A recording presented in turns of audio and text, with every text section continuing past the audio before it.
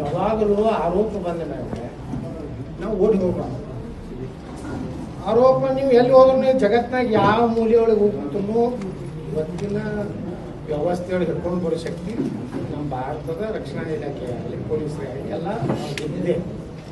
ಈಗ ಏನೇ ಆಗಲಿ ನಮಗೊಮ್ಮೆ ಏನಾಗ್ತದೆ, ಕೆಲವೊಂದು ನಮ್ದೊಳಗಿರುವ ಹಿತೈಷಿ ಅನ್ನೋರು ಇಂಥವು ಸಲಹೆಗಳು ಕೊಟ್ಬಿಡ್ತಾರೆ, ಹೋಗೋದ್ರಿಂದ ಮತ್ತಷ್ಟು ದೊಡ್ಡ ಅಪರಾಧ ಆಗ್ತದೆ.